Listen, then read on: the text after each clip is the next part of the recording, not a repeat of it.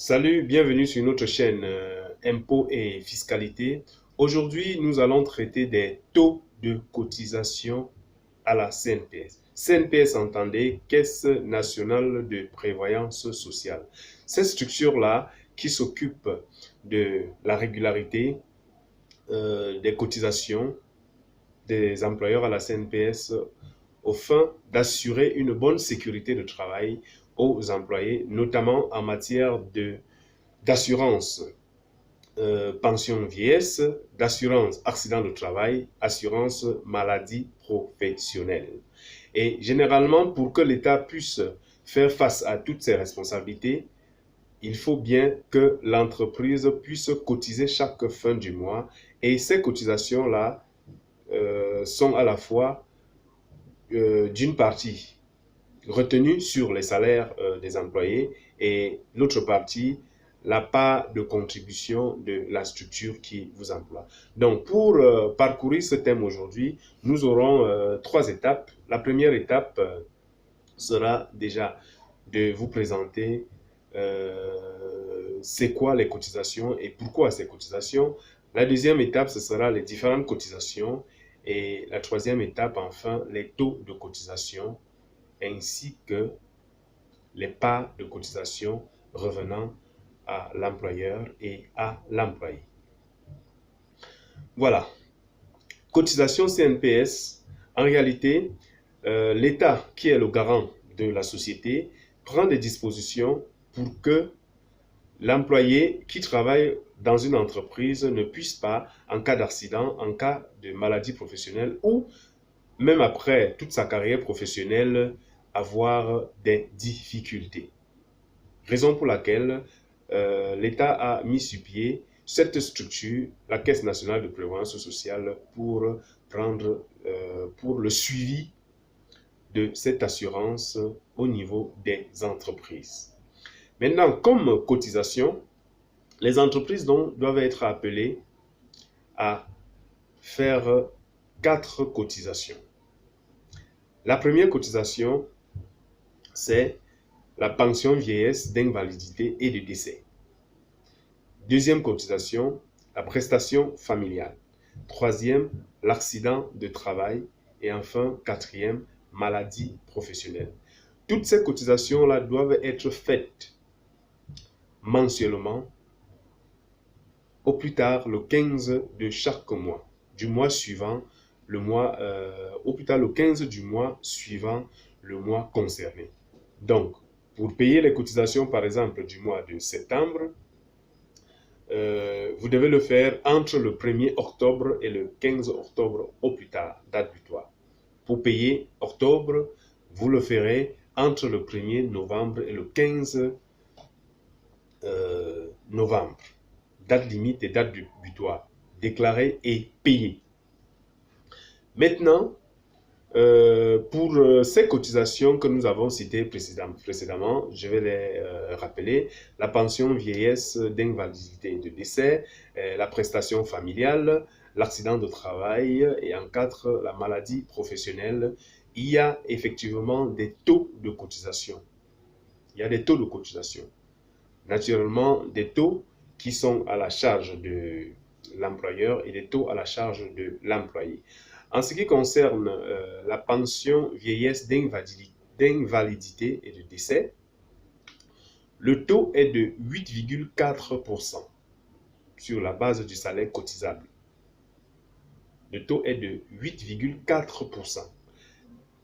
Mais seulement les 8,4% représentent le total de cotisations à verser pour le compte de l'entreprise et les employés.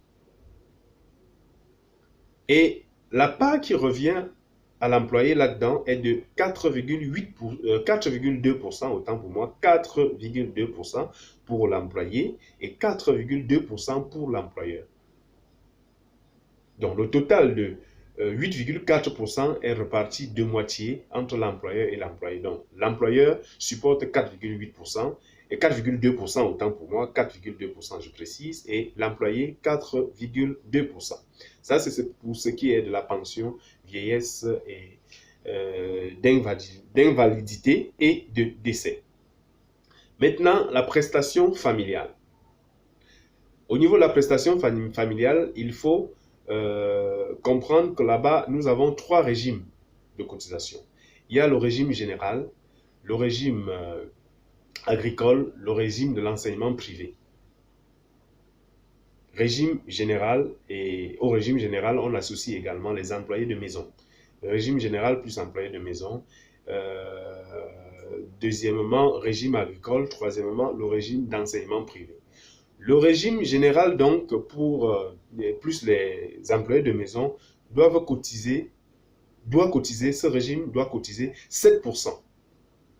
7% entièrement à la charge de l'employeur.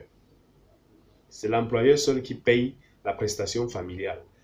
Si c'est au taux, si la structure est classée au régime général plus employé de maison, cette entreprise payera 7%. Maintenant, le régime agricole. Le régime agricole paiera 5,65%. Régime agricole, 5,65%. Et enfin, le régime d'enseignement privé qui paye 3,7% de la base cotisable. Je vais vous expliquer à la fin ce que c'est la base cotisable.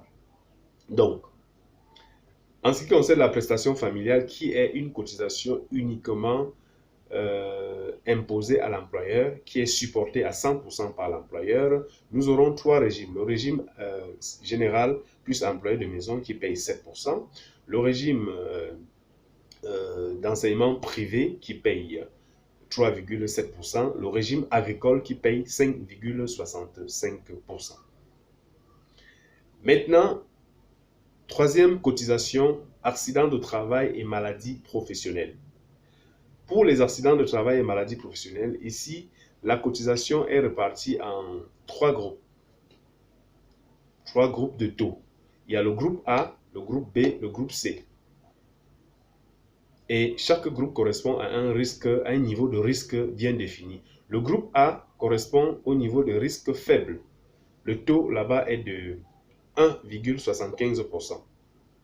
Pour le groupe A qui représente les risques faibles, 1,75%.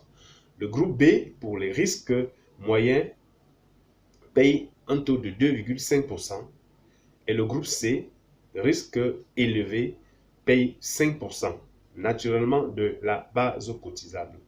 Donc, en résumé, en ce qui concerne les taux de cotisation, ce qu'il faut retenir, c'est ceci.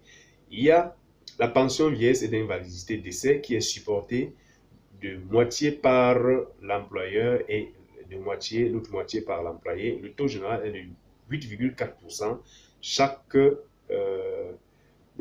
partenaire, je veux dire, chaque entreprise doit payer la moitié, 4,2%, et les employés 4,2% de la base cotisable.